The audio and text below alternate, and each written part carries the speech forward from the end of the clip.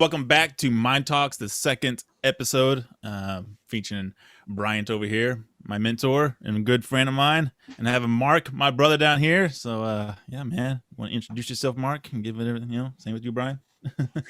Mark Merrifield, otherwise known as One Fast P Stroke on Twitch as well. Just super happy to be here. Last episode went really well. Yes, I'm looking super forward to having you on here, Brian. Yeah, man, I'm super grateful to be here, man. Thanks, guys, for having me. Yes. This is great. Yeah. Awesome having you, man. Awesome. But yeah, guys. If y'all don't know the gist of the podcast, it's centered around mental health and telling your never quit story, and kind of diving into the human brain, and also we just talk about anything and everything here, guys. So if you want to sit down, grab a drink while you're watching, or if you're just listening on Spotify and cooking, whatever. Hope you all enjoy this show, guys. Enjoy this show. Gonna be a fun one for sure. Yeah, looking forward to it, man. Fired up. Actually, a lot of people have been asking me about your show this week, man. So you guys are making noise. Yeah, a bunch of my people like, hey, aren't you going to be on iFlame's show this week? Like, yes. For the ninth time. Yes. What about my show? Y'all can't be bothered to come to that shit. Get your ass over there, fuckers. I'll be there for you. I'm over there too, so you got us too in it. Yeah, Broken Sumba and fucking Clem always go to my stream and like, when's this next show, man? Come on, when's it going? You're getting Brian on there, right? He's like, yes, dude. Yeah, we're here, man. And I'm beyond excited to be here, man. And I'm honored that you would have me and be a part of this. Totally, man, totally. Thank you so much, both of you. I know you have an awesome backstory, so plus you got some awesome stories that overcome your hardship. So that's for your, why not? Better than have you on here. So especially as the first host. I mean, guest, fucking host. couldn't ask for a better guest on here first. Yep. Rock on, and got a beard and all that shit. So I'm trying, man. I'm trying to grow it back. I trimmed it. Fucking it up when you're cutting it. I broke the rules. So my boy Matt from Beard Laws taught me. He's like, don't ever touch your beard. I'm like, yeah, but I'm black. You gotta put the lines on it, dude. My blackness demands that this shit be shaped. Can't do it. I mean, my whiteness probably gets away with it, and I didn't listen, and now I'm suffering because my beard is not as sexy as it was. Your full-time beard maintenance guy, and I'll just quit all my content and shit and just do that. That actually might be worth it, man. Just wake up every day. You just, hey, Aaron. Yeah. Oh, babe, that's Aaron. Don't worry. That's my beard guy. Don't worry about it. We're good. I'll give you the steam treatment and everything. A little kiss on the cheek if you want that. Right. I have to explain to my wife why a strange man's tickling my beard in the morning. First thing in the bedroom. Morning. I'll speak softly to your beard so it'll help to grow better. Like, babe, can we have Aaron come by at night? Maybe not when you first wake up. No, it's important.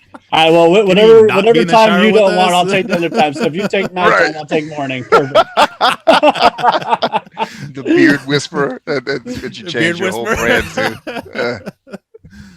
The beard's out to here now. Yeah, exactly. We're getting there, man. It's getting a little better every day. So it was dope for a long time, and then I messed it up. So now I seen it. I seen it was like real thick and long, and I was like, the fuck happened? Yeah, me. I have been a barber for a long time. It's just I've been cutting head hair. Not beard hair is the exact opposite type of cut as head hair, and I've been doing head hair for 20 years. Right. Beard hair takes a little bit more of a refined hand that I just didn't have. So lesson learned. It won't happen again. I've been there, been hitting it and fucking take a whole nick out of there. Oh, taking the beard off. That's exactly what I did. And I avoided that because at one point I was like, well, I guess we're going beardless. And it's like, nah, you got to get back in the fight. Yeah. Maybe that's the story I should tell. The never quit story is the guy trying to grow his beard. Y'all are making me miss mine. Hey, you COVID shit got him. You got to wear that damn mask. That's the fucking sucks. Yeah. Wearing a mask when it's hotter than all hell in the shop. Yeah. Welding underneath the hood and everything. I don't want to fight it. Yeah. I understand it, man. That would be horrible. It'll come back. Yep. It's hair, man. It's a good thing about hair. It comes back, until you burn it off, something like that, then you're fucked. But yeah, Brian, if you want to jump into your story, man, then you can take the helm. Yeah, so the premise here was the never quit story. This narrative of perseverance, overcoming, yes, obstacles and things like that. And I think the best way I could serve your audience, because I'm always, we were talking about that in the pre-show, where it's just like my concern anytime I come on a show is just don't suck. Don't waste these people's time. And I usually find that when I tell my stories of sucking, like actually being bad at things or not accomplishing a thing I was trying to do, people seem to get a lot out of that. Yeah. You know, and if you look at my dreams, if you will, going throughout my whole life, like I had what I never hear from gurus on the internet or super successful people when they do, you know, when we finally do get successful, I never get to hear about the dreams they didn't accomplish. Right. We seem to be so focused on, I'm living my dream, I'm living my best life. Here's my Lamborghini. Yep.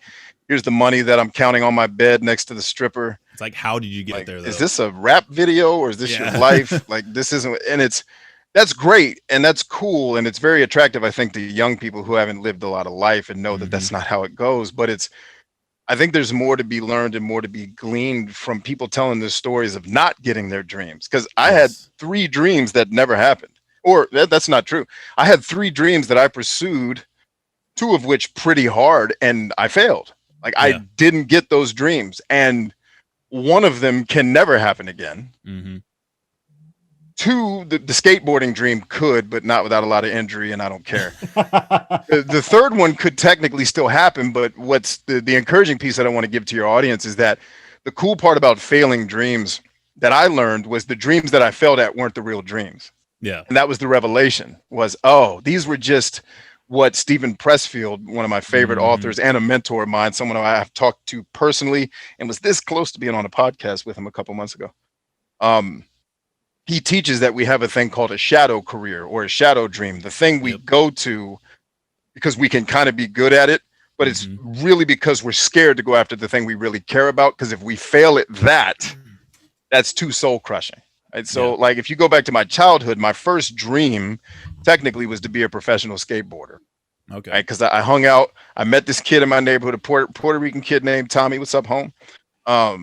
He had a skateboard and he used to build ramps. And he's like, B, you ever skate? I was like, nah. I said, I could try it though. And so he let me use the skateboard.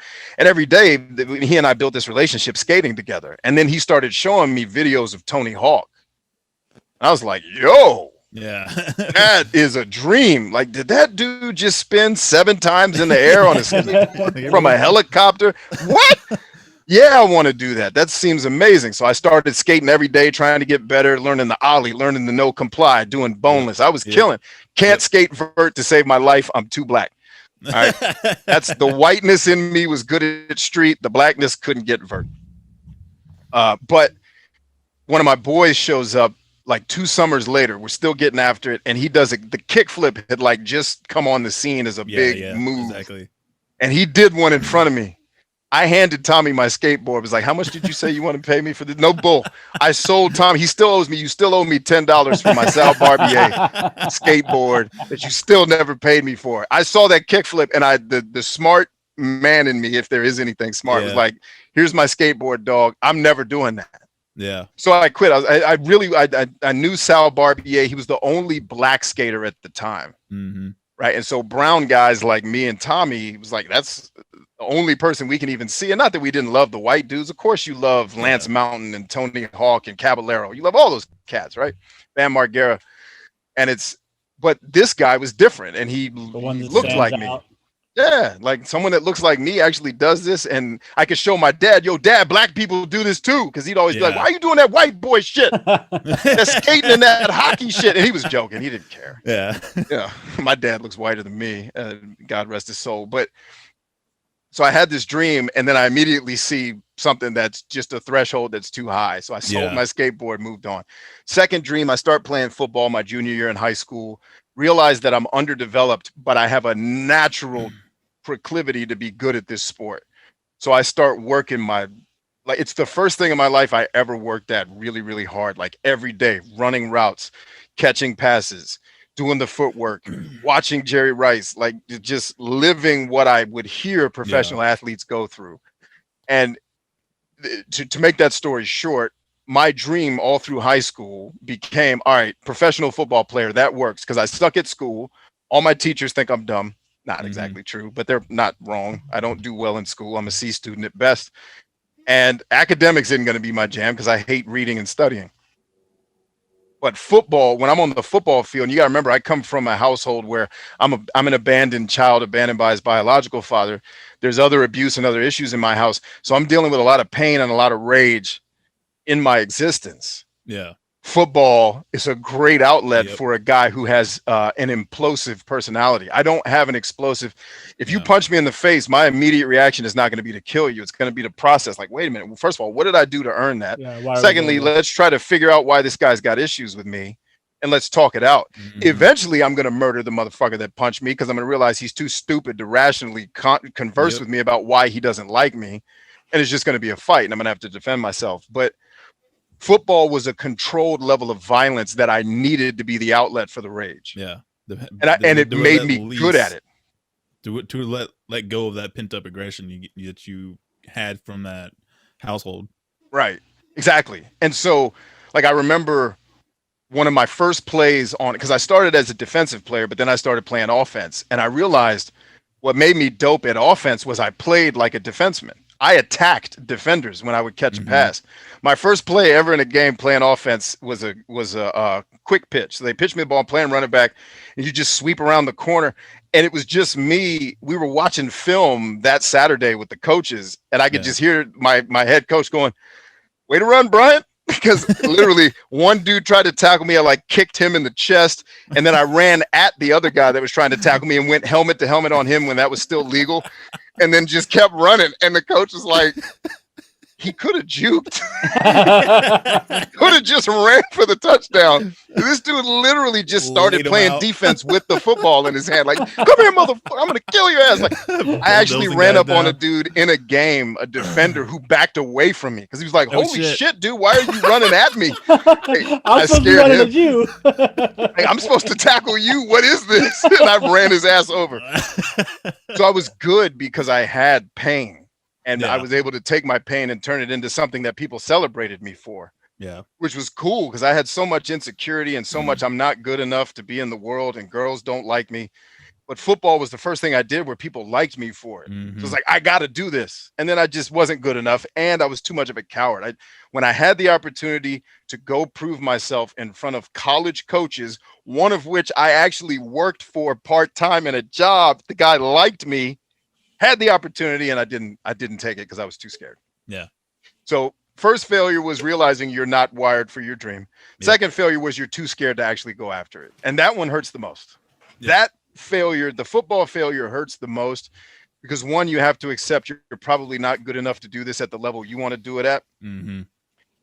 And two, you just don't have the emotional maturity to actually pursue this dream because I was too much of a coward. I was too scared to fail at it to the point where I wouldn't even get started. And that is what I hear most of the adults that come to me for help talk about. Like, yo, B, I'm trying to get this dream started. How old are you? 60. What? Like, what have you been doing this whole time? I don't need to ask. You've been sitting in your house scared like I was. The difference is I got through that at 19. They rather spend their rest of their life in that comfortable stage than risk that 2 minutes or an hour or two to fail and possibly become successful in life. They rather just stay in that comfortable space, their bubble. Exactly right. And they don't have a dad in their ear. Like I had a father in my ear reminding me, hey man, because when it all went down and it was all over, my dad came to me. He's like, hey, this is going to hurt. And this is going to hurt you for a couple of years. Just be ready for that. Because you didn't get the dream. You didn't do what you had to do. Just accept the fact that you're going to feel some pain and resentment over this for a couple. And I did, but it eventually went away. I actually came back to playing football in my later 20s, actually with the Army on a like just playing intramural. And I realized I don't love this as much as I thought I did. So that's when I made peace. I was playing quarterback, which was not what I played when I played for real. But on this team, I was one of the quarterbacks. And I pulled my hamstring in the game. And at this point, I'm 30, I think. And I realized I'm okay with the fact that this didn't work out. Because I'm out here doing what I thought I loved in my teens and early 20s. And I just have a pulled hamstring. I'm tired. And my wife made tuna croquettes tonight. So I'm starving, hungry, angry, and I have an injury that I had to nurse for 6 months. And that's a joke my wife and I tell for you. Someone's going to be like, he's hating on his wife for cooking. Like, no, it's an inside joke with me and my wife. but that's when I finally got to make peace with not accomplishing that dream. Yeah. The third dream was my music career, which is where a lot of you guys know me from. Was you got to know me at the end of my music run, because that came to a hilt, and I realized music is not where I belong. Mm-hmm. Let me try to, because I tried to take music and I tried to take the message I had for the world to try to help people be stronger and mesh them together. And what I learned was, not only is that incredibly hard to make people want to listen to it, it's almost impossible to get a large audience around not being entertaining and focusing on being more inspirational, I guess, for lack of a better word. And a lot of smart musicians, and in fact, the woman who I give all the credit, most of the credit to, for getting me out of the music industry. Because my dream was, I'm going to get good. I did get good. I'm going to play shows, get paid to play shows. That happened. I'm going to drop an album. That did happen. But my ultimate goal was keep working until the Roots want you to be one of their featured artists. Yeah. That was the whole game, was get good enough that you become the next Truck North or the next Porn, right? That's the next one of the guy. Industries in the world is getting into the music business. That's a cutthroat business there. Yeah. And I just realized in the process of making music, I just don't love this. Like when Gary Vee talks about, you got to love the process. Mm-hmm. I love the process a little bit, but I don't love anything enough to do it all day, every day, and be singing its praises. I'm willing to go through the process, but I didn't love the process of making music enough to stay at it. I loved performing. I loved being on stage with my band. I hated writing. I hated being in the studio recording. It just wasn't my thing. So you have these three dreams, and then you come to realize, you get to the end of that and it's like, okay, then what is my actual dream at age 30? Because I'm successful. I make money. I have a career. I have side hustles. I own a business now that's doing okay. It's not making zero. But what is my actual dream? And when I looked at all the things I was trying to do and I boiled them down, it was like, dude, you're trying to help people escape their own personal hell, because you've been there and you know what it's like. And you don't, like, that's your actual thing. You've just been disguising it with, oh, I want to be a skateboarder and get famous so I can help people. Oh, I want to be a famous football, because so many football players who I actually know that did play pro, their dream wasn't professional football. That was a way for them to get money and fame so they could go do their thing. Mm-hmm. And there's a couple guys that never went in the NFL because they had good coaches that said, don't go in the NFL. Take this, take everything you learn. Matter of fact, Bryant told, I forgot one of his players, one of his defensive linemen, he did that with, and the guy runs like a halfway house for, poor kids to help them develop. And he's amazing. He's killing it. And he never went pro, but he should have. He was like the best player in college in his time. I can't remember his name. It was like the real dream is changing lives from the inside out. Like everyone started calling me Morpheus. So I was like, all right, I'll go with that. I'll be the internet age's Morpheus to try to help people unplug from this hell matrix that they live in. But you look fucking just like him, so I hope I'm in better shape than him. So I'll take the facial shit. But I'm pretty sure you are, because he's getting older. So. Is he getting older now? And I love Lawrence Fishburne, man. I go all the way back to Apocalypse Now with that guy. He's amazing. Yeah. I go back to his character in Nightmare on Elm Street. That's how deep I get with Lawrence Fishburne. Yeah. Anyway, so it's like, you got all these dreams and you realize it's not your actual dream. So what do I do? And how do I make something happen? And I'm starting over at 30. I'm not 19 starting this. Oh, I was in the same boat too. I've done, you know what I mean? Many of times.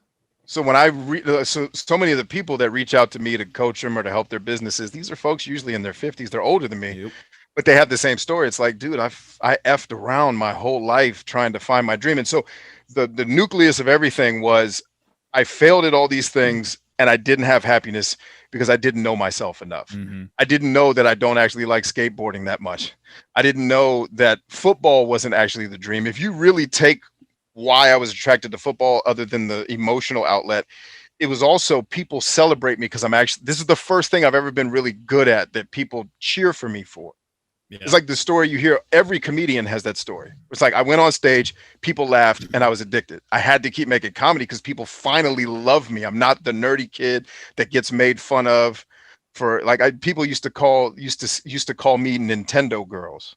Yeah. Because they used to say that dude doesn't even like girls. He wouldn't like a girl unless she was on a Nintendo, because I was a video game nerd and I wasn't like other guys. Yeah. I used to get clowned and shit. So it just really, my perseverance story is still going. Like, Yeah. I'm still in it. I'm still like, people call me internet famous or whatever. That's cool. But it's, people are seeing me now get attention and millions of people watching me. It's like, bro, I've been doing this 29 years. Like, I've been effing this up for 29 years just to get to today where people actually give a shit about what I'm saying. Like, you know, and that's, it didn't happen in 2 or 3 years or overnight, you know, right. It took actual 29 blood, sweat, and tears for it. So I was logging into Prodigy in my mom's house in 1991 to yell at people about why Street Fighter 2 was a better fighter than Mortal Kombat. Right, on old gaming forums. Like that was how I got started on the internet. So it's like, say what year I was born. Was you? I was born in 94, so you said 91. I'm like, Yep. So I have been doing social media longer than you've been alive. That's awesome. I don't feel old at all. Yeah, I thought Mark here was like in his 30s, and I asked him, and I was like, "What?" He's too sexy to be that. Look at him, that gorgeous baby face of his. Right. But that's really the story. Is my encouragement that I want to give people is, it's not over. If you're 50, believe me, like I am actively mentoring 50 and 60 something people today. As I'm not in my 50s, so none of that. But it's like,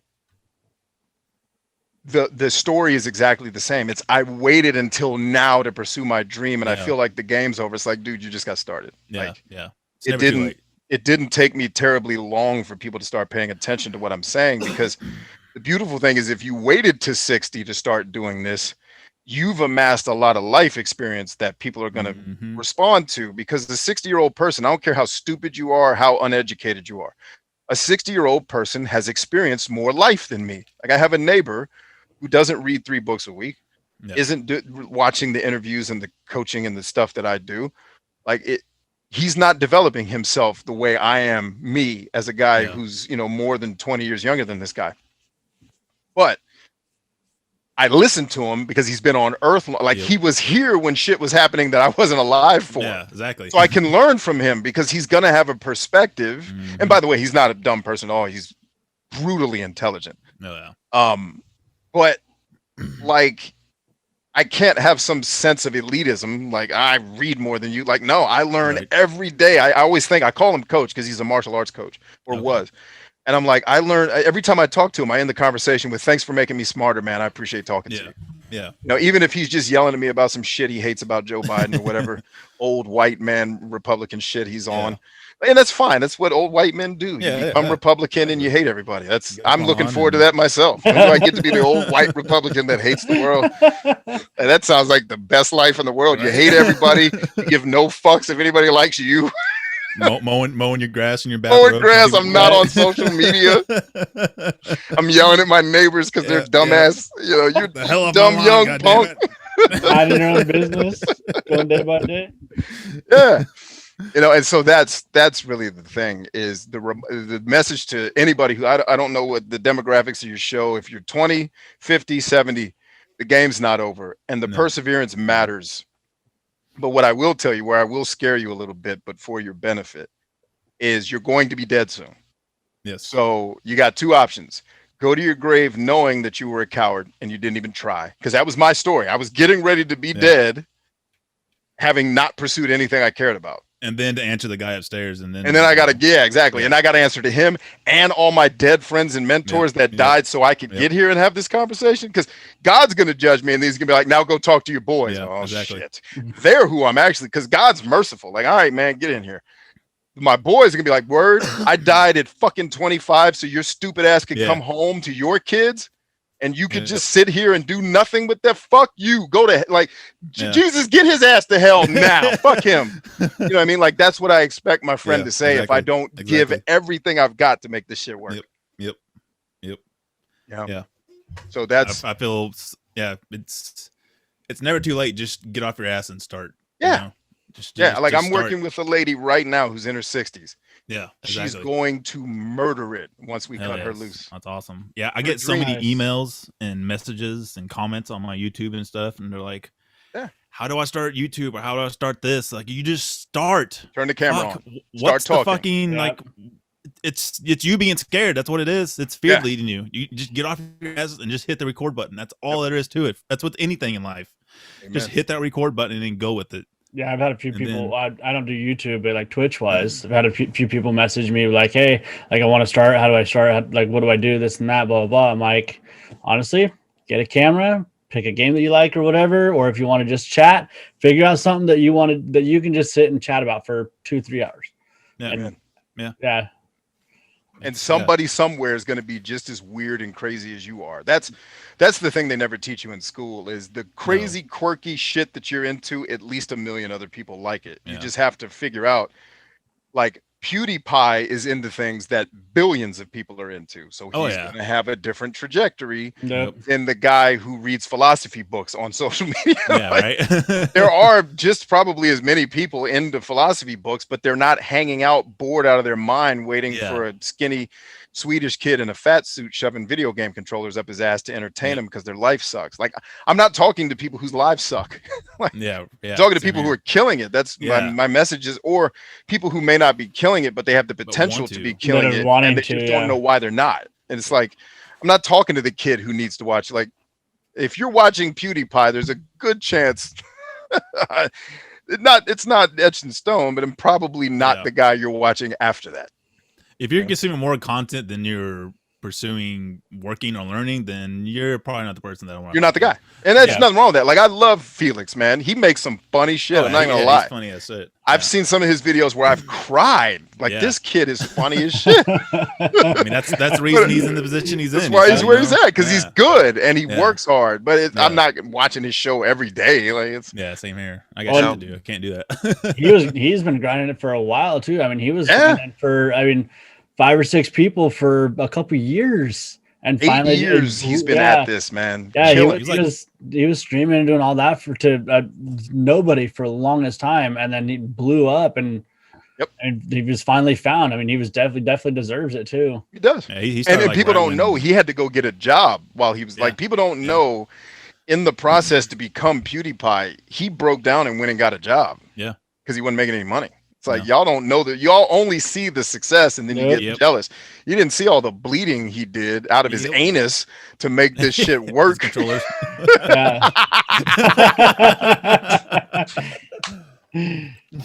Right. Yeah, he started like right when fucking YouTube started. That's when he was like right in the game, right? Yeah, when everything started. And I said 8 years. That's not right. He's been at it for like 14 years, I think. Like 2006 or some shit like that. Yeah. That's fucking crazy. It's crazy. Yeah.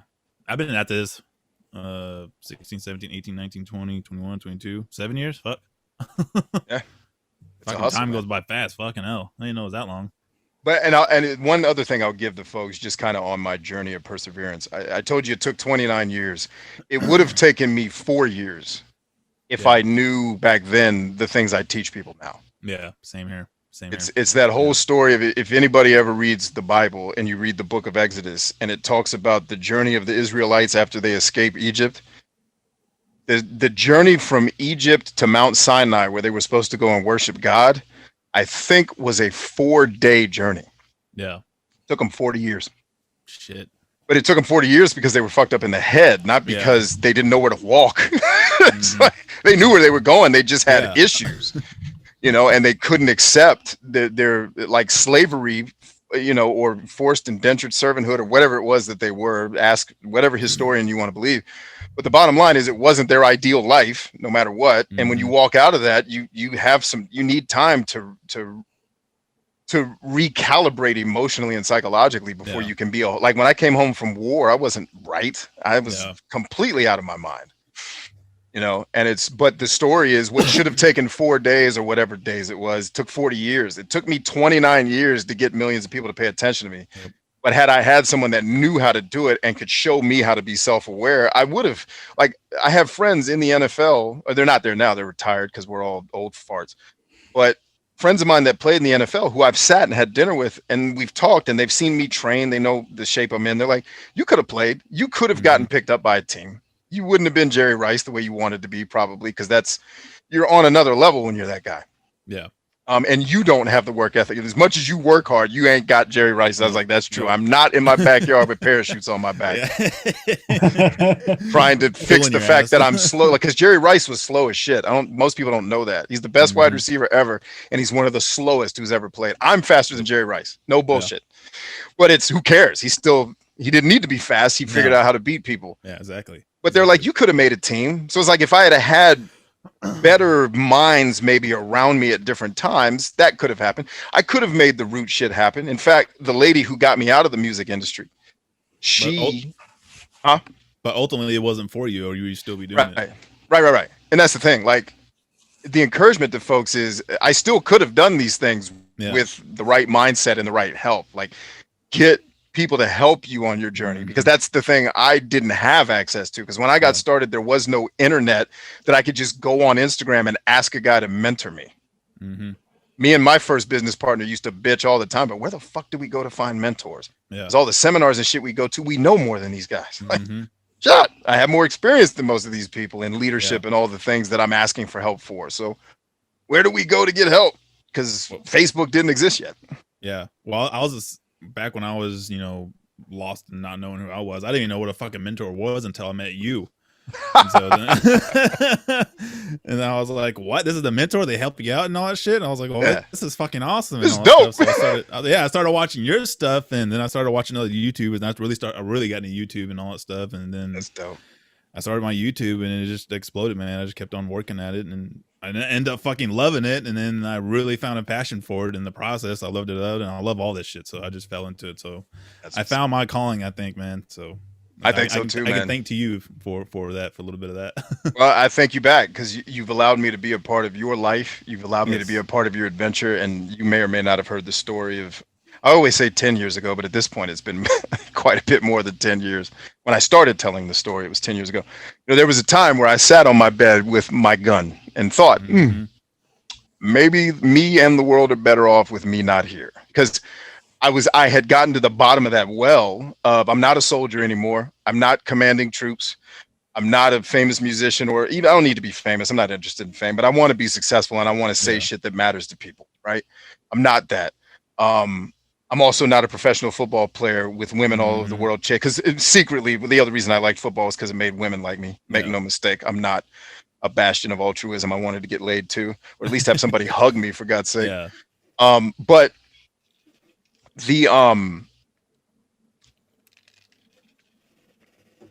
and I lost my train of thought. Dang it. But just the bottom line of all of those things being, like, if I just had the self-awareness to know better, it could have been a whole, but you're right. It, like you said, it just, you found through the process that these things weren't for you. And you're 100% right. Like, I could have made those things happen, but I would have had to become something I didn't like. Like, when I started to get famous on YouTube the first time, it was like, I don't want to be known for this. Yeah. And when Dave Chappelle started going through his shit, it was almost it wasn't at the same time, but it was years later. And I remember watching Chappelle walk away from millions of dollars. I mean, I walked away from a couple tens of thousands of followers. I didn't walk away from $50 million, but it was, I don't want to get famous for this. Yeah, like, exactly. This isn't what I want to be known for. So I have to stop. And then got big again on YouTube a second time. I don't want to be known for this either. Like, why is this the way the world wants me to? I don't want to be known as a guy shoving a controller up my ass. So. Right. I don't want to be him.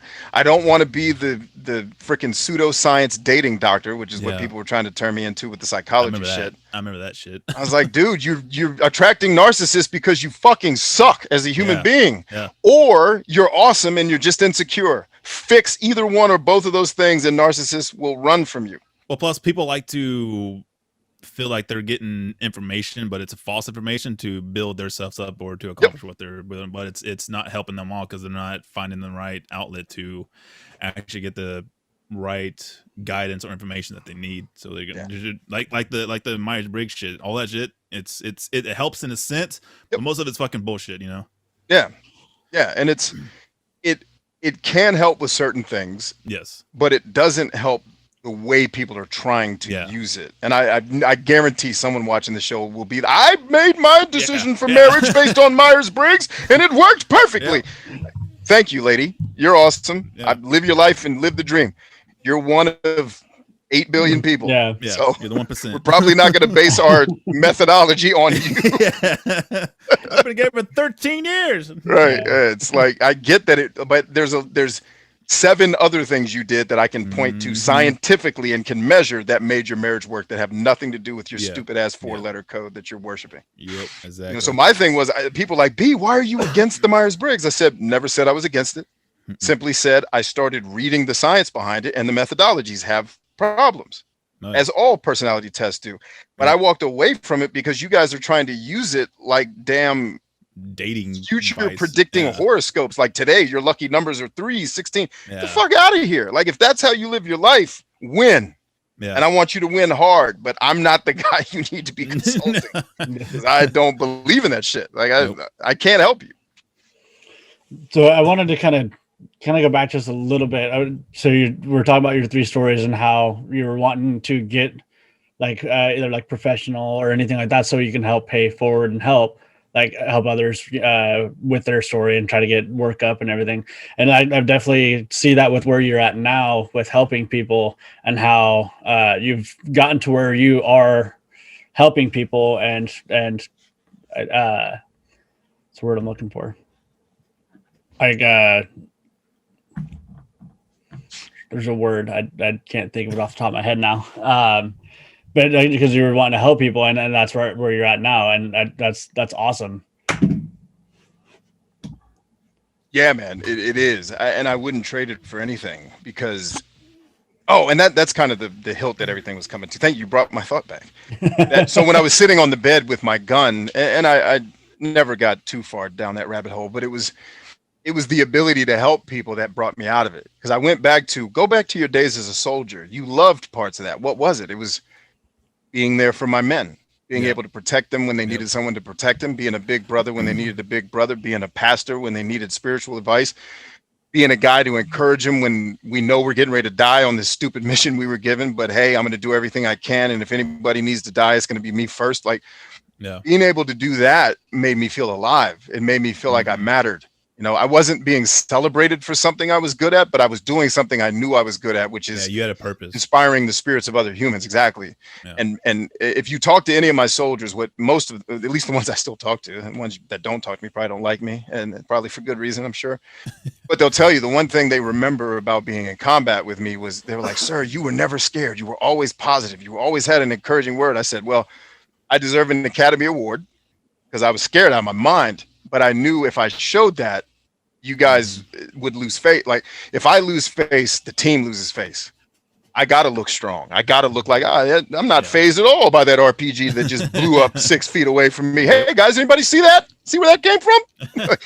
You know, having to keep that cool head. But what brought me back is exactly what you said, Mark, was I got people depending on me, you know, and it's not at the time, it wasn't millions of people, but it's enough people.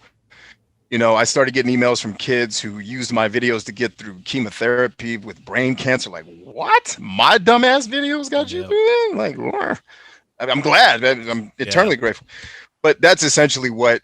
So anytime someone now is like, "B, I appreciate everything you do," I just say thank you for being the reason I didn't pull the trigger. Yep.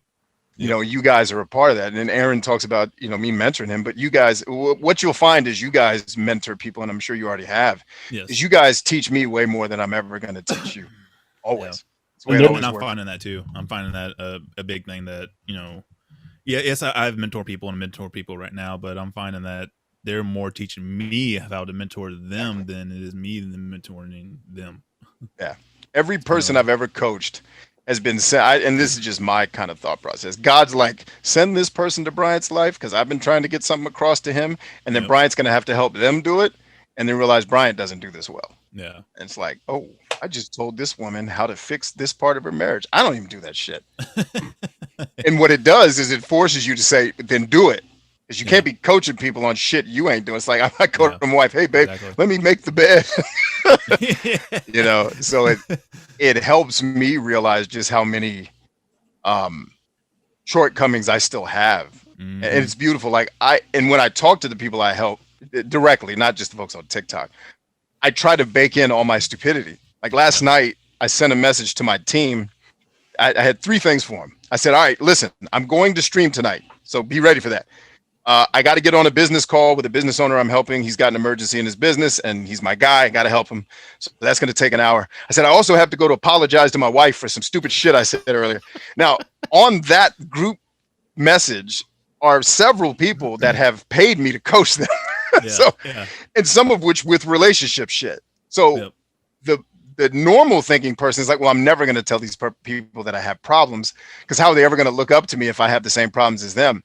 And what my mentors that I had early in life showed me was show all of your shit. All of it. Because it makes you more relatable. And now I can trust you because I'm watching you walk through this thing. It's like, I said some dumb shit to my wife tonight. I own it. And I actually played that for my wife when I went to apologize. She's like, get the fuck out of here. I'm not sensitive about that shit. See, I was like, but it's the right thing to do, babe. I was wrong. She's like, yes, you were wrong as shit. But you're always wrong. Get out. Like, I'm busy watching my movie. I was like, I love you. Yeah. It's funny that you bring that up too, because I get kind of going through the same thing where after this I gotta go apologize and go talk to the wife about some stupid shit that I said right before this. So exactly. But I purposefully told my people that because I want them to see that I have a normal life too. I only like my kids 40% of the time, just like everybody else. Like people see that TikTok video of me coaching my little guy with the dreads, like, I love you. The rest of the 8-hour day was, motherfucker, if you do that shit again, I'm throwing you off the deck. Like, I'm selling you to Madonna because she likes right. Madonna likes brown kids. I could probably get $3 million for your ass. Just sell you to Madonna with visitation rights. Smell this color. So it's like, don't just take that one video of me loving this kid. Take the other 8 hours of me shitting horribly all over his whole life. And I don't do that, but I have moments where I'm great, but I have moments where I had to apologize, not that same day, but weeks before I had said something that was hurtful, unintentionally.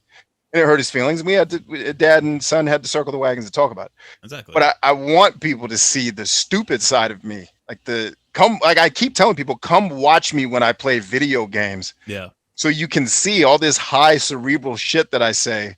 It's great, but I'm also as dumb as all the people I'm complaining about.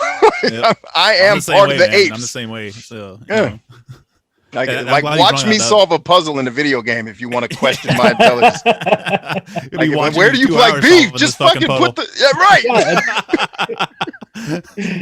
Like, God damn it. Hey Google, how do you fucking do this? Right.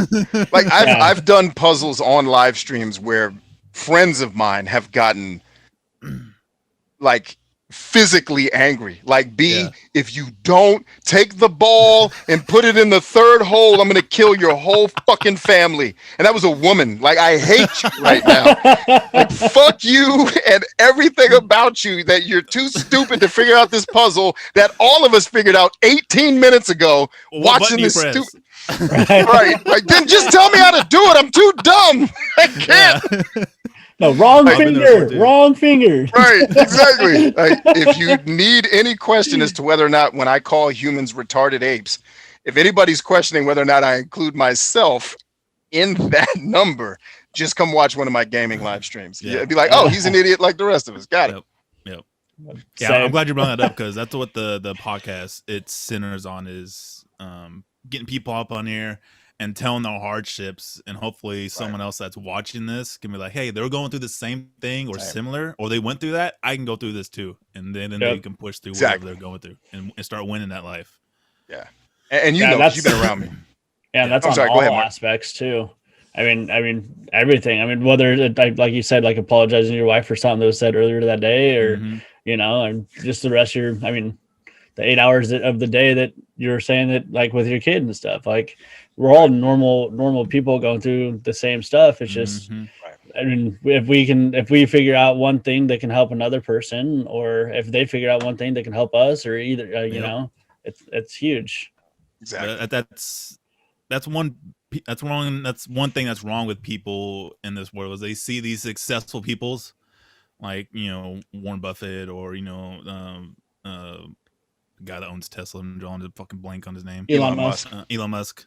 They see all these guys and they think there's some superhumans or some, you know, deities or something like that. But no, they're fucking humans like us. They've made their mistakes in lives and failed in their lives, and they're still failing and still making mistakes. You know, there's no difference. Yeah. There's ones that got off their ass and just fucking work their ass off and achieve their goals. I guarantee they have conversations just like we are right now. Yeah, exactly. Yeah, exactly. They're all normal and. Yeah, they just persevered a little bit more and figured out what they wanted their end goal to be, and they are going after it. Yeah, absolutely. I mean, just like Bryant said, he's failed at stuff. You know, he's failed at his music career and skateboarding career. Next Tony Hawk. And you could have been failed more than you win. Man. Oh, yeah. What did you say about Tony Hawk? Next Tony Hawk, man. No, I got faith in you. I guarantee you, I would have got to the helicopter scene, and that would have been my last day on Earth. They had like a statue of me jumping out of the helicopter. Send me your address. I'm sending you a skateboard. You know why you didn't like skateboarding? Because it's like figuring out a fucking puzzle. It is. Like as soon as I saw the kickflip, I'm like, that's too many things. Why are your feet doing different shit at the same time? But then I became a drummer. It was like, oh, that's how you do a kickflip.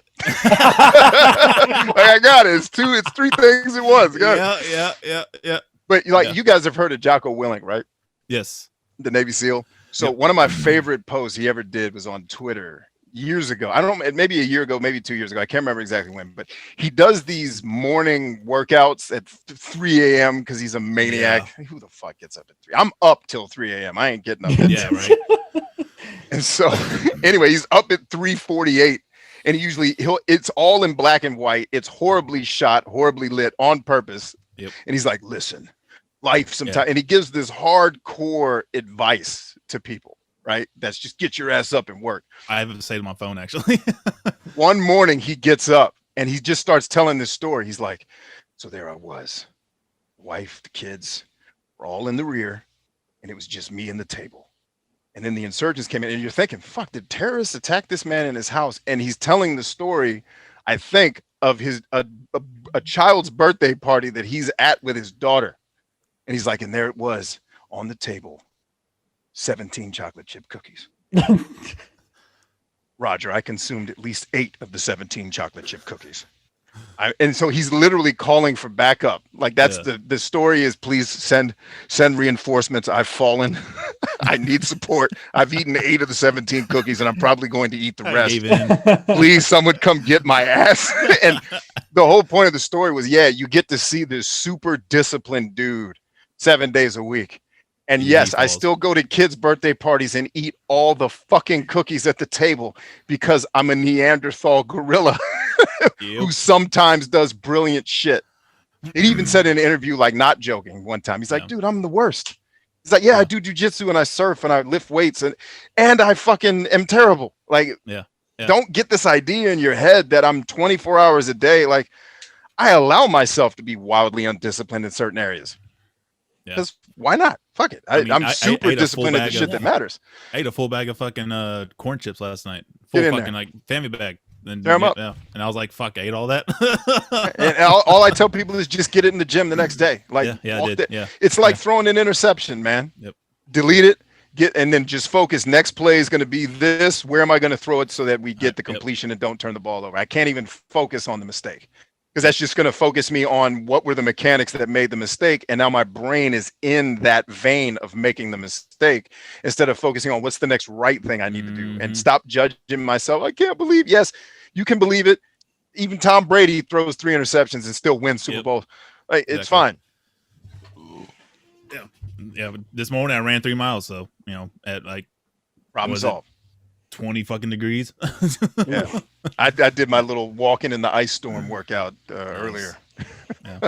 Almost busted my ass a couple times, but me too. Do it. Talk about like snacking and stuff like that, and then getting up and doing something the next day. Like last night, I got done with stream and was kind of hungry, so I munched on some Cheez-Its and stuff. But this morning, woke up, went and stacked some hay, went and got some hay and stacked hay, and Got to get that little There you workout go. in the morning, and Gotta do Hell it. yeah. Hell yeah. Like Seinfeld, man, movement is life. Yes. Can't Or believe you I don't think like I'm Seinfeld, paraphrasing him. I don't think he says it exactly like that. I think that's my paraphrasing of what he actually says. I need to look it up. dude. You know, when I found out on your podcast, I think it was on podcast, maybe it was on a stream, that you didn't like Seinfeld, like the show, and I was like, well, maybe I gotta unfollow this fucker. What's funny is I just never watched it. Like I loved Seinfeld because Yeah, I I like mean him I too, idolized yeah. the dude. I watch all his interviews. I watch his documentary. I watch all his stand-up sets because he's one of the kings of just yeah. success to me. Like I watch his getting in cars with comedians. I can't get enough of Seinfeld. I Yeah. just, for whatever reason, I think the sitcom was on. It was on so long. I think I got to college while it was on, and I just didn't watch television. Oh, okay. So it wasn't that I didn't watch Seinfeld. It's that at that stage in my life, I ain't watching shit. Yeah, The exactly. least of which is Seinfeld. Who is this big, tall Jewish cat? Seems funny, I guess. I watch it more for Kramer. Fucking. Yeah, Seinfeld. Kramer's hilarious. Kramer's hilarious. But it's funny you say it because now I want to go back and watch Seinfeld because I feel like I'm gonna have this awakening. That's like, how did I miss this? It's so great. How did I miss this part of my life? But Yeah. like, I just started rewatching Married with Children, Oh yes. and I'm actually enjoying it a million times more as the guy who feels like he is Al Bundy than when I was the kid laughing at Al Bundy. Where it's like, exactly. when you really lean into what that show is, it's a satire of what being an American is. Like, we're going to exaggerate sexism. We're going to exaggerate all the things that are horrible so we can poke fun at them. Versus trying to have a march and scream and stop sexism. Like, no, make fun of it. Like, the ancient philosophers knew if you wanted to get somebody elected back in the day, make a funny sketch shitting on the person you don't want to get elected. And when the people laugh at it, they like, just make fun of dumb shit and you'll get rid of it. That's what the show was doing. Yeah, that's why Simpsons and Family Guy and all those and, are all super successful. South Park, exactly South right. Park, yeah. Make fun of our stupidity. Like, how can you make, like, you should never joke about rape. Lady, I've been raped. All right, shit is funny as fuck when you think about it. At least my experience. Like, and I'm not laughing at my suffering, crazy person. I'm finding humor in the tragedy itself, so that I can have power over it. Not so I can laugh at people who've been raped. Who does that? Exactly. Yeah, like, right. Hitler wouldn't fucking do that. Like, no. I'm laughing at rape, not the person who was raped. There's two different, like, that's the people with no sense of humor just can't get that. Yeah, it's in like their laughing world. at racism. It's fucking funny shit. It's like if I told my rape story, it would top the charts in comedy. Like, this, that's how you got raped? Yeah. Like, what? What it comes down to is all in perspective of how you see stuff, you know. Exactly, it's all perspective. And most people these days, and it goes back to our fucking ape-like brains. We focus on the negativity because it's easier to focus on that because it's more surrounding us than it is for the positive. Yeah, perspective, and then like even like relatability too. Like you were saying, like you were watching like Married with Children, and with you being as a kid laughing at Al Bundy or not, versus now you're a father with kids, married, you know, like now I'm relatable now, totally get it. Shut the hell up, kids. The only difference between me and Al is I actually like getting it in with my wife. That's the only like, kids getting on your nerves, totally. I don't hate my neighbors, they're all pretty cool.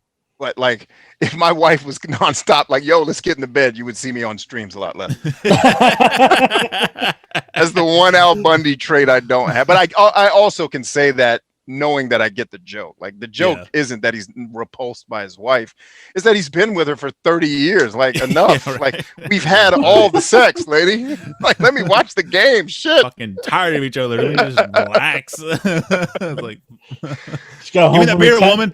Just go home for a 10-hour day. I just want to sit on the couch and just relax. Right.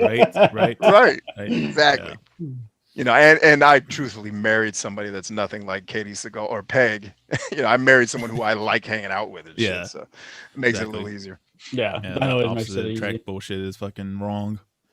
Oh. Yeah, but my wife is literally a female version of me, or vice versa. I'm a male version of her, whatever, you know. Like, and all of it, we other than what we like to eat, like she hates vegetables and all that, and I'll eat anything.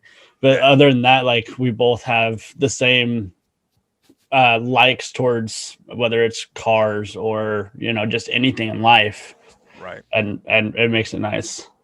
Oh Yes. Yeah, friendship makes Mark's it work, the social man. butterfly of his family. Yeah. Oh, that's you can put me into a group of 100 people, and I'll make it within an hour. I'll make at least 50 friends. nice. I like that. Good. I think it's the reason he's mental so note successful. taken. Yes, I think it's the reason he's so successful on Twitch right now. Partnered with Mark during outreach parts of business. Yes, because Bryant hates people, even though he's a max extrovert. Yep. I think I think that's why I've taken to like social media wise or like Twitch or anything like that like so well. Yeah. Is I mean, Social if you would have asked me this time last year, oh, do you think you would stream or anything like that? Hell no.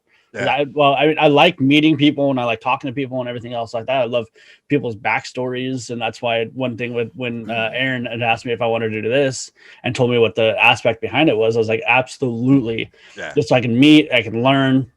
I mean, even just from just our conversation so far today, as I've learned so much just from you already, with trying to persevere with goals that I've set when I was a kid that I'm still sitting on my ass on the couch and not persevering. That now I should look into a little bit more, and it's never too late. Right. Yeah. Amen, dude. But that's why I've kind of just been sitting, kind of just listening. I haven't really talked a whole lot, but it's learning for me and trying to like compensate, I guess, like everything that you're saying. That way I can kind of go forward with our conversation today. Right. Yeah. Amen to that, man. That is profound. So my question for you guys, I'm going to start with Mark. Mm-hmm. What are you guys streaming right now? What are you playing? I play a lot of Rocket League. Nice. That's I suck at it, but it's fun.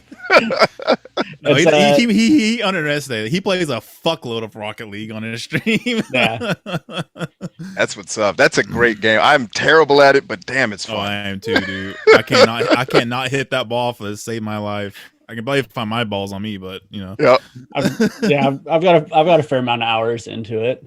Oh god, that's such a But like the thing with like Rocket League, like I mean, don't get me wrong, I love Call of Duty. Like I wouldn't mind playing Apex and stuff like that, and like all the first person shooters or anything like that. But it kind of gets repetitive for me. Like I hate repetitiveness. Yeah. Like my last job that I had, I was welding fuel tanks for a company, and it was the same thing over and over and over. Versus I'm welding for a company now that it's different parts day in and day out. I might end up doing the same part a week from now or 2 weeks from now, but it's having something new every day. Versus, I mean, Rocket League, it's hitting the ball over and over and over and trying to do the same thing, but it's new people that you're going against. There's harder people, easier people, and it's just for Rocket League, it's like one of the hardest games mechanic wise to learn. Yeah. Yes. I think that's why I've connected with it so well as trying to persevere and trying to get better and better and better with it. And same with like talking to people or listening or anything like that too.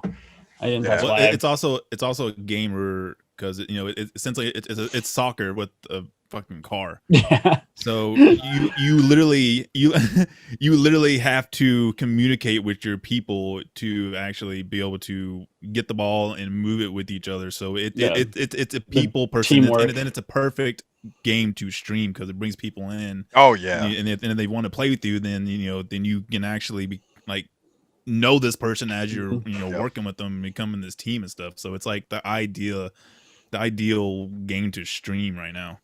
Yeah. It's like Madden too, because no two games are going to be exactly the same. Like I might run the same plays, but every face-off is slightly different in Rocket League. Like I'm always going to sprint to the ball and try to score immediately. Like that's, but I'm eventually, like if I play Mark, I'm going to do that to him once. Well, now he knows my strategy. He's just going to block it. I'll get away with it once, but then if I just keep trying to go back to it, so it's like the game is. But that's what you and I were talking about earlier, Aaron, was the simplicity in our favorite games is actually what makes them great, not the complexity. You know, some games can be incredibly deep, but they're not complex. And when you start making games complex, that's when to me, they lose their fun. When you lose that a game is meant to be played physically and actively, and it becomes this cerebral puzzle solving thing, which can absolutely be a game. Yeah. For me, it just loses some of the flavor. Yeah. And the game I'm playing right now is Valorant. It's if you play CS:GO or anything like that. I've played it before. Yeah. Okay. It's a lot like that. So it's a simple game where you're just fucking shooting people, and that's pretty much it. I mean, on Valorant, each character has his own powers and all that stuff. But essentially, it's a first-person shooter, team deathmatch. But there's no, the whole objective is just fucking kill and win. You know, it's not like, you know, Halo or, you know, all the other big first-person shooters that have all their objectives and all this other bullshit in front of you. It's a simple game. You talk to each other, you work as a team, you kill and you win. So that's the reason I love it, because it's simple and clean and not all this other bullshit on it. Well, so the CS:GO reference makes a ton of sense, because God, that game's still killing. Yeah. 40 years later. Like, I remember my 30-year-old cousin playing that when he was 12. Like, being at his house. Like, and we're kids hanging over Christmas, and he's playing. It wasn't CS:GO back then. It was just Counter-Strike. But Counter-Strike. He's 12, or no, I guess he would have been 16 back then. But for 16 years, this dude's been playing freaking Counter-Strike. Yeah. And it's still going. That's when you know you like. To me, that's such a testament of great game design does not need to be complex. It's like if you just build a fun loop that has enough variety, like Mark was talking about, where it's not the same exact thing over and over again. It has just enough variety to get you to keep coming back. You win. I just wish more game designers thought like that and weren't trying to do their PhD thesis as a game. Like, bro, I don't need freaking thus spoke Zarathustra in the game. Like, if you want to tell that story, fine, but damn, the gameplay does not need to require the quantum physics degree. I played one game on Xbox. It was like original Xbox, but I can't remember the name of it. But holy fuck, that game was so overly engineered and complicated. I was just like, fuck this game. Fuck it. I put it down and walked away from it. I was like, I'm never playing you again. You can go throw in the trash and get kicked in the nuts. Right. In that order. Throw him in the trash first and just jab him right in the nuts through the trash bag. And that's for the... and along with everyone that fucking made that game. I was like, what is this shit? Yeah. I love it. I think that's why, like, when I play Call of Duty and stuff like that, I always do like search and destroy or something like that, just because there's an objective and you have to work as a team for that objective. Yeah, that's what I loved about Battlefield 3. I don't think any multiplayer shooter will ever top Battlefield 3. Yeah.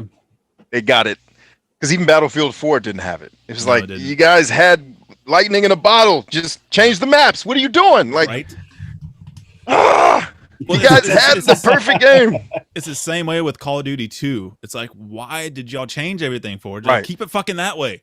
Keep the mechanics, keep the gunplay, keep everything that was just like that, but just put it into a different, storyline. Change the setting, and you have a new game. Like, I went back and played Battlefield 3 I think I did it off stream, but it was a night where I was streaming. I did it after the stream, just to taste it. It's like, let me go back into and I was like, dude, this game is still as dope as when I played it the first time. This game is, and it still looked good. I was like, damn, the graphics were this good back then. Call of Duty 2, like Call of Duty Modern Warfare, it's 2 is the best Call of Duty. I'll argue that to the day. I don't think I've played 2. I need to play that. I own it. Dude, I just haven't tried it. Good, man. It's good.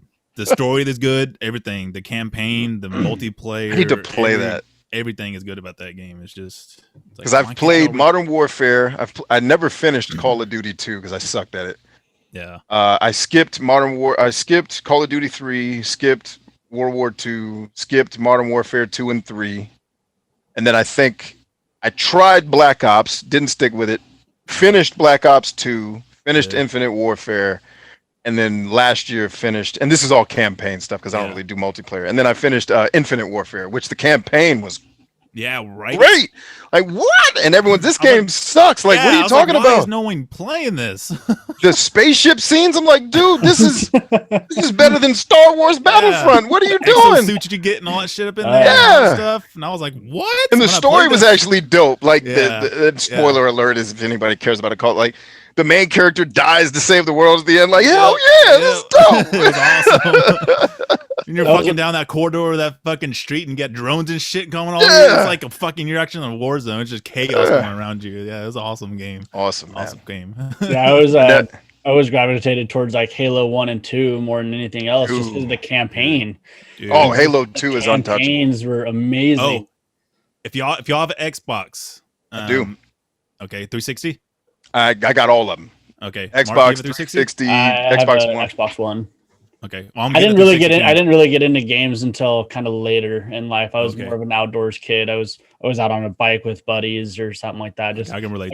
I grew up in a small town of like maybe 2,000 people or something like that. Yeah. Ooh. And so, I mean, really, like we'd get done with school and we'd all meet up and just go ride bikes, and we were gone until the streetlights came on. And as soon as the streetlights came on, I was like, "Oh, I gotta get home."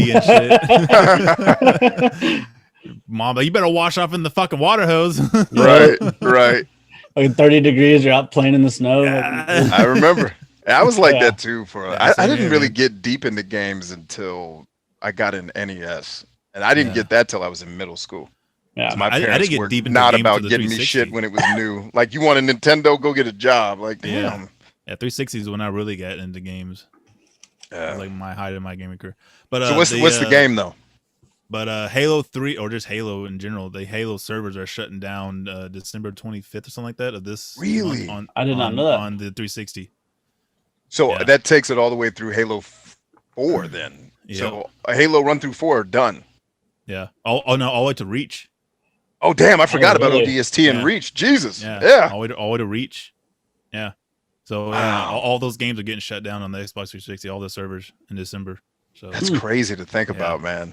yeah, I'm Boy, getting it's the been that 360 long. just for that, so I can get back up on there and play it before they go down. 'Cause Yeah. that was my height of my gaming or career, if you want to say it.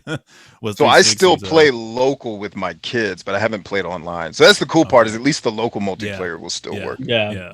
Because I played Halo. I never played Halo 1 when it was new because I was in the Army and I didn't have time for playing video games. But I did get Halo 2 when I was out of the Army. And I remember loving the campaign and playing it nonstop.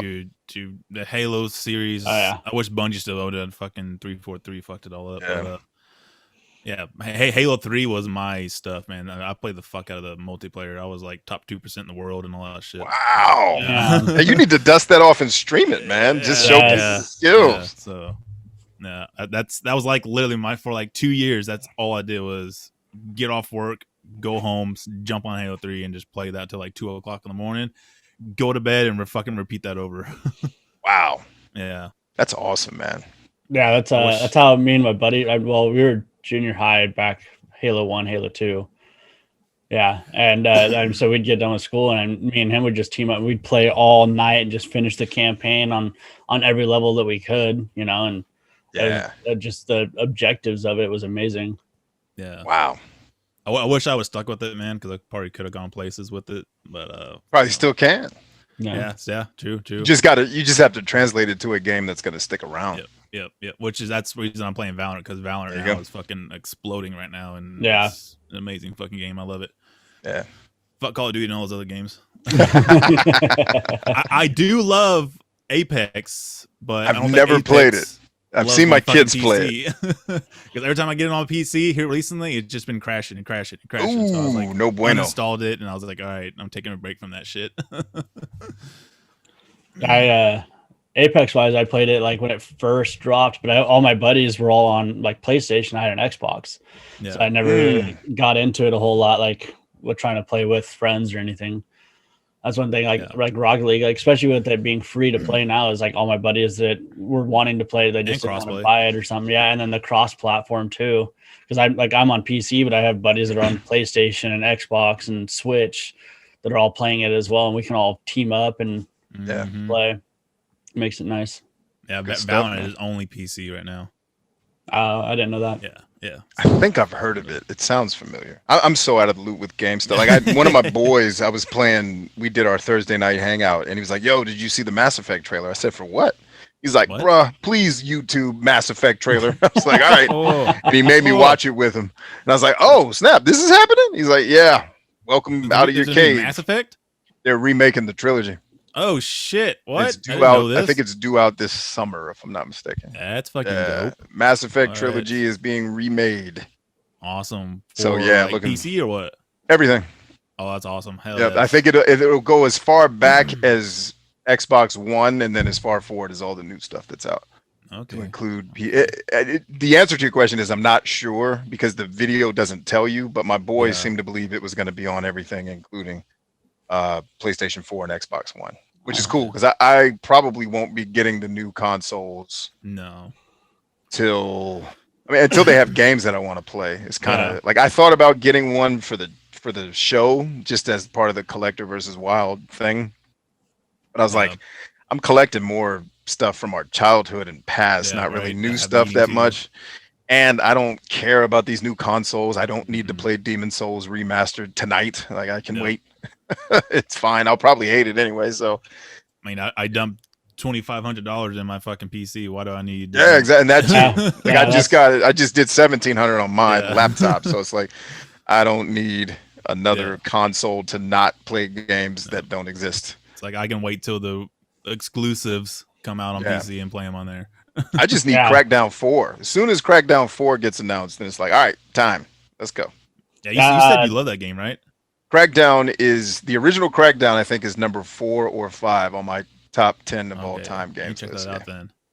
I've seen some gameplay, but it looks actually really fucking fun. So I want to check that out. If you took Robotron, did you play that back in the day? You would have had to. It's around before you were born, but most people have played it. Let me think. Is it a side scroller? It's a dual twin stick shooter. Arcade game where you have to kill everything on the stage to pass the level. So take Robotron, put it in a 3D world that's New York City, where you can basically level up to the point where you can jump on top of the Empire State Building. Oh shit! Wow. That's like it's literally shoot everything, kill stuff, including the bosses, and then level up superpowers by using the powers. So the more I kill things, the stronger my ability to kill gets. The more I jump and fall off of buildings, the higher I can jump. I'm also collecting orbs in the world, and every time I do, like if I kill someone, they drop orbs that give me gun juice, so that levels up my guns. If I fall off of a building and get hurt, I'm going to get some jump juice, which is going to make me able to jump and fall more.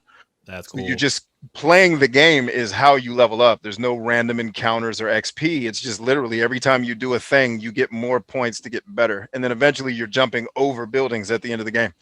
That's what all RPG should be. Should be that mechanics right there. It's it's the best RPG that is not an RPG, and no RPG fan would accept it as such. But it's a pure what makes an RPG, which is story. I mean, the story's corny, but it's hilarious. World that you can get lost in with other characters that matter, leveling system and progression system and combat. Like it. Yeah, it's essentially. It's an RPG, but because it doesn't have an epic story where you have to fall in love with a 17-year-old fairy lady and save the world from ultimate destruction, because that's what 17-year-old kids do. Because it's not that, no one will accept it as an RPG. I've gotten people pissed off because I told them I do not like Zelda. I don't either. Yeah. Get like mad. almost to the point where they want to fucking fight me. I'm like, whoa, dude, calm the fuck down, man. Yeah, I actually had a guy almost threaten me on the internet for not liking Zelda. It's a fucking shit game, man. And then I had a man talk with him. I said, all right, we're gonna be men now. Let's put calm the fuck down. Let's put all of our bitchiness away and let's talk as men. What's really going on in your life, bro? You can't be this mad that I don't like your fucking stupid ass game. Right. And he's like, my life sucks. My wife shot me last week. Okay, so this isn't about Zelda. It's about your problems that you're having in your life. Yeah, like you have problems in your life and you just don't like a thing you heard a guy say. Like, don't take your bullshit life out on me. And I didn't say that to him, and he apologized. He's like, I'm sorry, dog, I'm being an asshole. I was like, well, I know that, but let's talk about it. Maybe I can help you. Yeah, exactly. But I don't like Zelda either because I don't like figuring out puzzles by trying things. No. The puzzle needs to be intuitive. And if it's not, I'm not buying Nintendo Power, and I'm not going to do it 90 times until I figure it out. Yep. Like, so Zelda can kiss my ass. I do like Zelda 2. Yeah. And I did like Zelda, the Super Nintendo one was okay. The Link to the Past. Link to the Past was all right. My favorite one was on 64. I like the one on 64. Is that Ocarina of Time? Oh, I'm sorry, Ocarina, before the freaking game grammar Nazis threatened my life again for mispronouncing whatever made up fucking word that doesn't even exist in English. Yeah, I'm glad you brought that up. People like commenting hateful stuff and having troubles in their life. I get a lot of that on my YouTube channel, and instead of just trying to, most people just block them and shut them off and all stuff. I actually try to talk to them and trying to help them out and trying to like find out what they're going through and what their pain is for them to be acting that way. And a lot of times they actually come through, and some of them are like long time fucking subscribers that are still watching me today, even like really good friends and all that stuff. So that's tight. I'm glad that you brought that up. That's a big thing to if this is for the viewers. If y'all know anyone out there that is like that, please just try to like think through and kind of like help them and kind of see their side of it, and not just shut them off and just, you know, call them a hatred or whatever and just be mean to them. Like, help them out. We're all in this together. We're all in this world together. So we need to come together and help each other out. Yeah, exactly. Because nobody that's okay. And I tell people this all the time. If somebody's shitting on you in your comments, there's two things I know are true about them. They're not successful and they're not happy. Nope. And that's why they're screaming at you. Yep. There's nothing to do with the fact that I pronounced Chrono Trigger wrong. Yeah. And then had to hear about it for 7 weeks from all the fans of that shitty, boring game. Right. Like, and I get that it's an amazing game. I've played 20 hours of it. It's for people that like whimsical, colorful shit. It's dope. Yeah. It just ain't for me. Like, it's not fun for me to play. And I respect it. I was like, nah. You said what now? I've seen you played on your stream on Collective vs. Wild, and I'm just like, nah. Yeah, it's like, no, I'm good, man. This game doesn't do it for me. And what I always tell people is the shit you love is the shit you love first. Right? Like, I don't think Metroid is the best game of all time because it's actually the best game of all time. It's because that was the game that I spent the most time with and mastered and loved with all my soul. It's the first love. It's like having sex for the first time. That's my thing. Like, if I played it today for the first time, it'd be dope, but I wouldn't be like, oh, this is the best thing that's ever happened. In a sense that with your gaming journey, you're trying to find that hook or that niche again. So it's trying to rekindle that childhood. Like Nier Automata does that. Death Stranding did that. So it's like every generation has one. The Last of Us was the one, or Two Worlds was the one from last generation. And so last generation, or two generations, opens with Two Worlds and then closes with The Last of Us. So I'm like, how is this not the greatest generation for me ever? Like, of all time, I don't know a better console generation than the Xbox 360. To me, dude, it's I don't know it. So many memories and stuff on the 360. It's just, like, this generation gave it a hard run for its money. Yeah, seriously, because Nier Automata is just, I don't know a better all around game. Yeah, it looks fun. But it's like, what? God, I had so many great experiences on the Xbox 360 and this generation, or this last generation too. But yeah, I don't remember having that many title after title after. Damn, these games are great. Like, who are these people? A piece of my soul left me when I sold my Xbox, which is a fucking stupid idea to do. I should have kept the goddamn thing. But I had games upon games upon games back when you had to actually buy the game, not shit anymore. Yeah, on disc. I was always playing them too because they were so goddamn good, and especially Halo 3, man. Halo 3 was my, like, that's what I'm trying to, like, Valorant right now is my Halo 3 is what's filling my heart with right now. So yeah, so many good memories on the 360. That is my all-time favorite console of any console right now. Yeah. That brings us to, like, we were talking about, like, with you coming back into streaming and stuff like that after taking the last couple months off and whatnot, is changing up and playing different games constantly and bringing new perspectives towards either older games or even just new games too. Yeah, exactly. Because Valorant's not really huge right now. It's getting big, so it doesn't get a bunch of notoriety, but it's getting there. It'll do it. Yeah, so that's one reason I wanted to get in that game, kind of give it some more notoriety, and plus have a new game out there on streaming and stuff. And plus, it's a good game to bring people in to meet people and all that stuff. For sure. And plus, you'll be there when all of so PUBG becomes Fortnite takes over, and then Fortnite kind of gives way a little bit to Apex, but I heard that kind of fell off. Yeah, then Apex goes to Modern Warfare, and then Escape from Tarkov captures a lot of the niche people.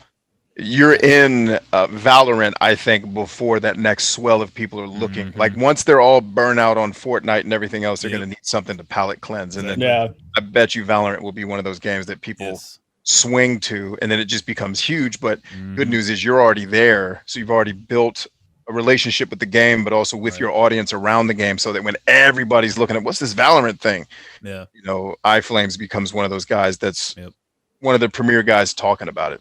Yes, sir. Yes, sir. Which is what happened with me and Dying Light. It was just timing. It was, I had early access to the game because the developers sent it. Like they sent me this early build of the game months before it came out. Like, man, go nuts, make videos. Like, hell yeah. Yeah. I ended up hating it. And then I ended up hating the last. I loved the game up until like the last 4 hours. And I'll tell you, like the full disclosure of me hating that game is actually my fault.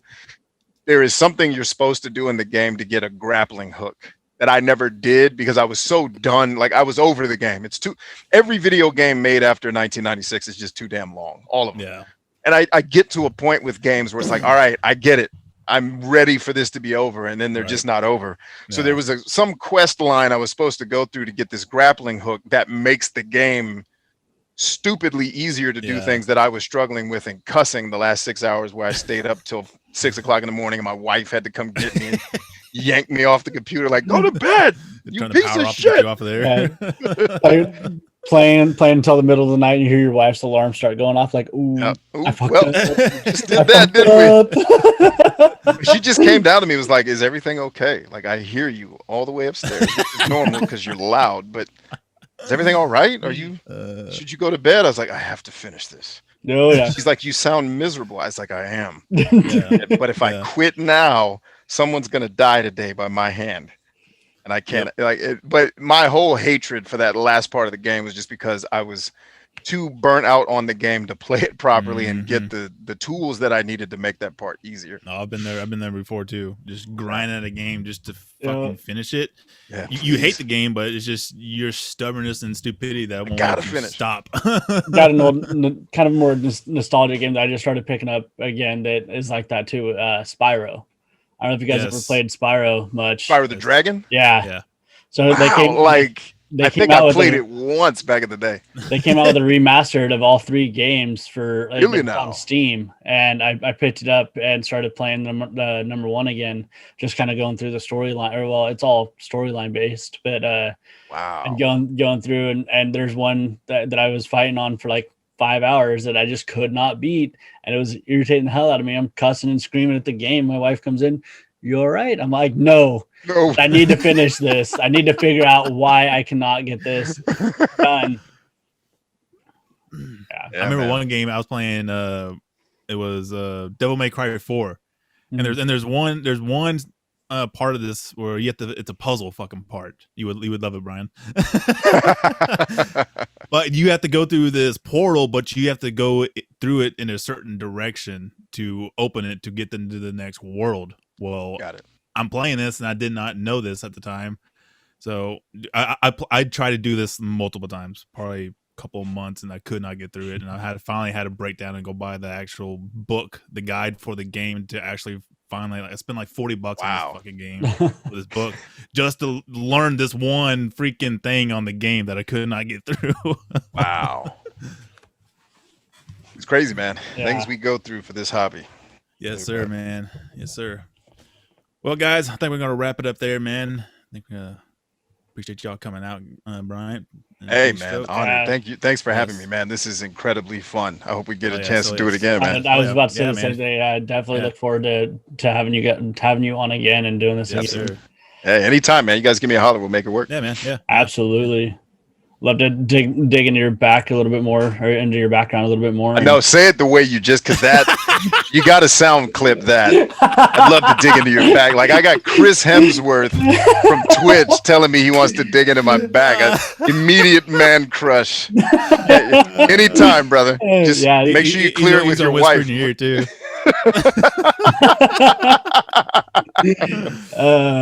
I'd love to dig into your background a little bit more and kind of go from there, because your stories so far have just been amazing, and I'm sure you have plenty more to share as well.